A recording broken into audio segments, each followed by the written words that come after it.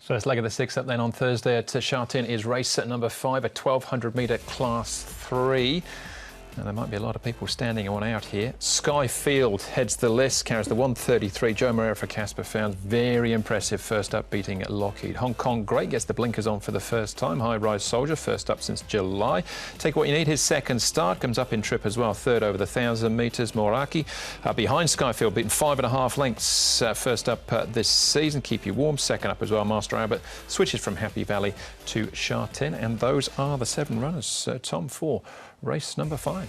Good to slow the prediction here, but Hong Kong Great did go very quick in a recent barrier trial with the blinkers on, got out to a big lead and still won by just under 4 lengths. So Keep You Warm, probably the next horse in the firing line with Take What You Need. And High Rise Soldier, who's been a little bit slow away in his last couple of outings. Skyfield, they'll tuck him away, get some cover. Will Joe Moreira teach him what the racing game is about, and he should finish off strongly from Moraki and Master Albert. But Hong Kong Great off his recent trial to lead. I thought I'd show Skyfield because he's going to start the shortest price favourite of the afternoon, if not the season. He's at the back. It was a nice quiet workout. It was more of a jump out for him down the back straight. He just let his partners go and ambled him behind him, and it looked good. High Rise Soldier, Zach Purton doing the work on him, and he'll ride him on race day as well. Nice quiet workout for this horse.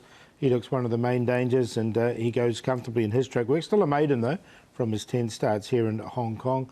And the other one to have a look at is Moraki. He generally works well, this one. It's him closest to us, 84. He's been a little bit hit and miss on race day, but really like this piece of work. He's just going on from, can't touch this. All right, well, Skyfield money back, win and place at this stage. So that's the obvious place to start. Let's go back to Ed at Trackwork, speaking with Casper. Skyfield Casper is a very exciting horse. He must have been relieved, I guess, to see him win the way he did last time out. Yes, of course. A horse with a lot of upside. Obviously carrying 133 on the weekend, even though it's a small field. You know, you in this game you still respect your opponents because, you know, someone can get a soft sectional and pinch it or whatever. You can get caught up in traffic. But going forward with him, he's one of the few horses that really excites me. He's got a big engine and he's still learning his trade. So there's a lot of upside with him. And just hopefully we can pinch races along the way and he learns a bit more and strengthens up to go with that. And, you know, we can have a horse that's going to be pretty exciting for the future. You speak about the 133 pounds that he's got to carry on Thursday, but he could have carried less had you run him in the Class 2 on the weekend. Why have you decided to keep him in Class 3 here? You know, I just think at this stage, these horses that are progressing, they can carry a bit of weight and, you know, just toughen them up a bit more and make him he's turning from a boy into a man, you know. So his next race, no matter what, will be a Class 2 race, and it's whether or not I go to 1400. At this stage, that's what I've earmarked, 24th of the month, to just step him up in trip and in class. And, you know, hopefully he can get the job done for us on Thursday. Looking at his last run in the middle stages, he looked a little bit keen, Cass, but is he still learning the rhythm of races and those? Spot on, he is. You know, obviously this might end up being a tactical race, but he's got a good gait to give us every possible chance to ride him where he wants to. So I think we'll just leave that to Joe. He's still learning a lot about the horse, you know, so each race I think they're both starting to match each other more, you know, so when the time comes when he's at his mark, you know, they've got to know everything about each other, because that's as you go up in rating and you start to get on better opposition, it becomes tougher. And when you get to that stage, you just need to be on top of your game and make no mistakes to really compete at the top level.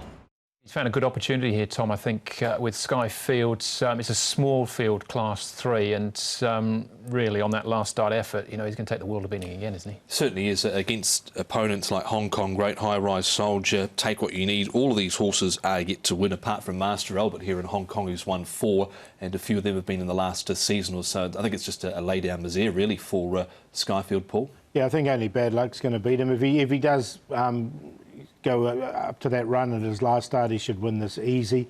If he's the horse that everyone thinks he is, he should win it easy as well. Second up, you know, in a small field, I think it's not going to be a problem for him. And after today, I think there might be an opportunity sort of towards the back end of the month for another outing for him, which will, if he does win this, be up in Class 2. Yeah, as Casper said, it's interesting, both Casper and John Size with excellent proposal, 4-year-olds. They're keeping him very busy at the early part of the season. Let's have a look at his rivals, though. You can't dismiss them.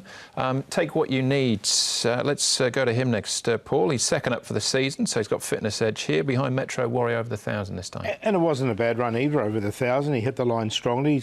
He's with Douglas White now, so Douglas is sort of just learning with this horse, but he's put him over the 1,000, which he's run pretty well at before. The horse hit the line strongly, so no reason why he can't improve off this run. He was getting to the line quite nicely over the final stages behind Metro Warrior, who subsequently has failed at his next outing. But just like the way, once he sort of got balanced up and whatnot, after he seemed to hit a little bit of a flat spot, he did come again at the line. All right. Hong Kong Great did his winning in Chile before he came to Hong Kong, just in racing in the US as well.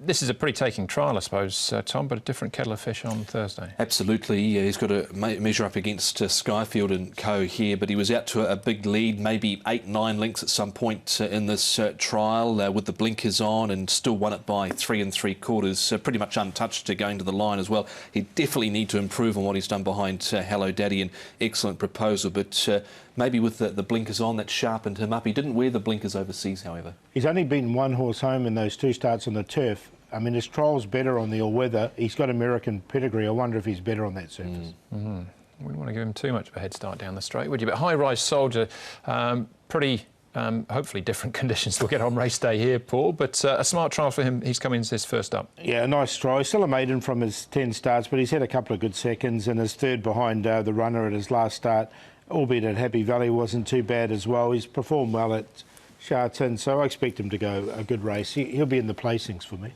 Yeah, I've got him in. He's my sort of idea of the Q horse in the race. Really, Zach Pert and Francis Loy, he was in that trial, led awful conditions that morning there on the all-weather, but he's threatened to win on a couple of occasions. Just the last couple of runs he's been a tad slow out of the gates, so just needs to improve his manners there a little.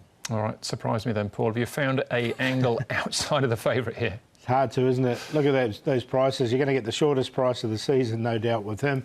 I've got Moraki in there for second, High Rise Soldier for third, and Take What You Need. Moraki's still on the improve, this horse, so I want to give him a chance.